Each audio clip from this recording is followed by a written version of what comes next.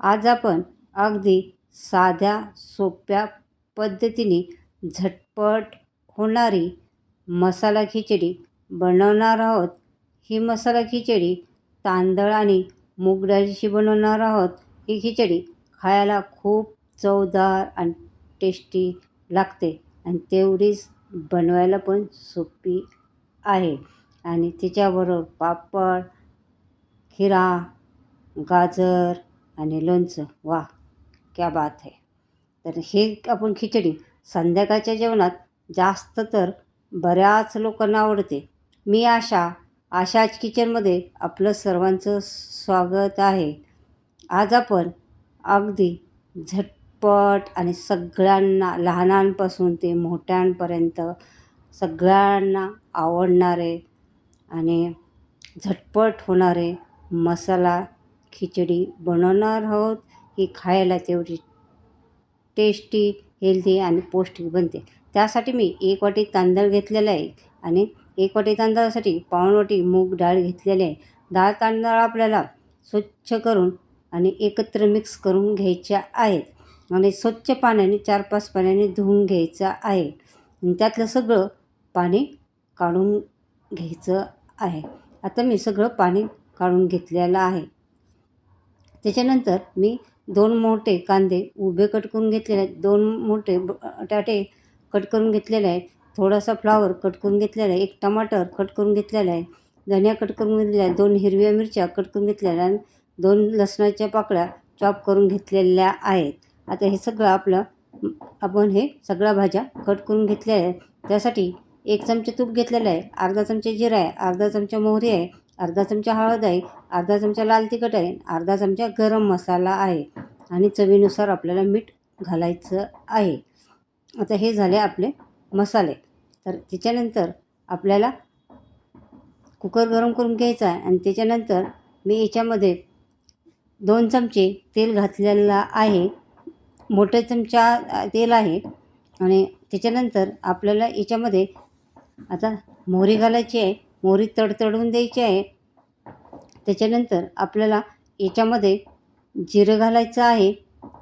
जिरं चांगलं तडतडून द्यायचं आहे आणि त्याच्यानंतर आपण ते लसूण कट करून घेतलेला तो कांदा घालायचा आहे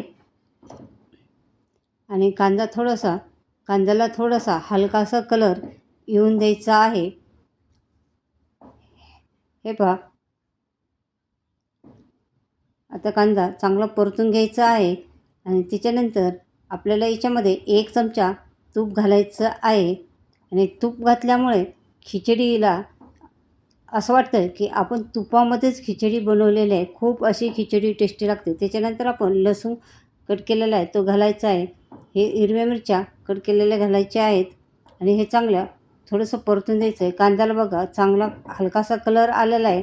आता त्याच्यामध्ये धनिया घालायचा आहे आणि त्याच्यानंतर आपल्याला टमाटर घालायचं आहे आणि ते थोडं परतून घ्यायचं आहे आणि त्याच्यामध्ये आता आपल्याला थोडंसं चांगलं परतून द्यायचं आहे आणि त्याच्यानंतर आपल्याला याच्यामध्ये हळद घालायची आहे.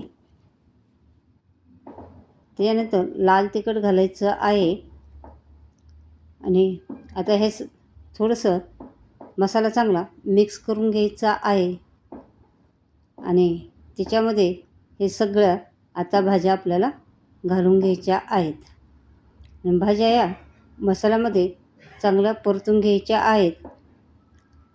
बघा किती छान कलर दिसतो आहे आणि ह्या भाज्या चांगल्या परतल्यानंतर आपल्याला याच्यामध्ये आपण डाळ तांदूळ धुवून घेतलेले आहेत ते याच्यामध्ये घालायचे आहेत.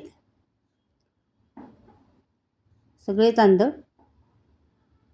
काढून घ्यायचे आहेत आणि हे चांगले असं मसाल्यामध्ये मिक्स करून परतून घ्यायचे आहेत आणि तेवढ्या तांदळाला मी तेवढा बॉल पाणी घेतलेला आहे पूर्ण भरून.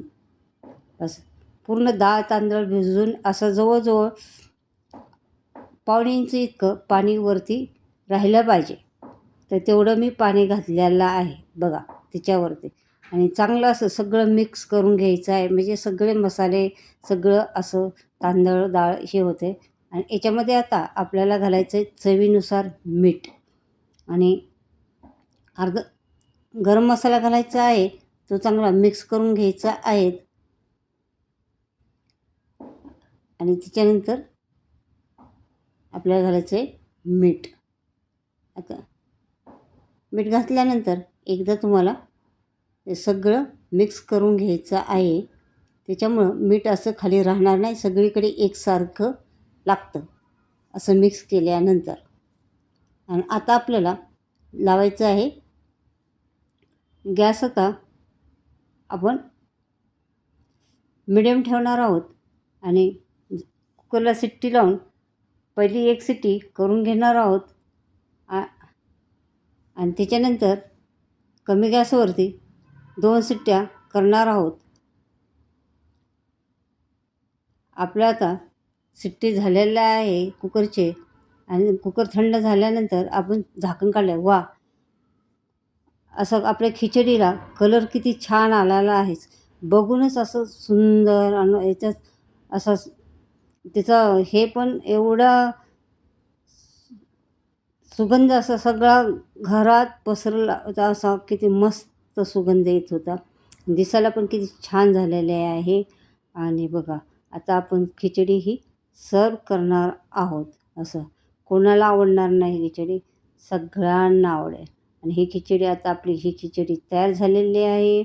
त्याच्याबरोबर पापड आपण भाजलेले आहेत, खिरा कट करून गाजर कट केलेल्या आहेत आणि याच्याबरोबर तुम्ही लोणचं पण खाऊ शकता. आणि बघा हे संध्याकाळच्या टायमाला असा बेत, वा, मस्त, खूपच छान संध्याकाळचं जेवण. अशा पद्धतीने ही खिचडी तुम्ही नक्की करून बघा. आणि अशाच किचनच्या चॅनलला ते नवीन असाल तर चॅनलला सबस्क्राईब करा. आणि कोणाकोणाला अशा पद्धतीने खिचडी आवडते त्याने मला कमेंटमध्ये सांगा. आणि नक्की करून बघा. आणि आपण पुन्हा भेटणार आहोत नवीन नवीन रेसिपीवरून. तोपर्यंत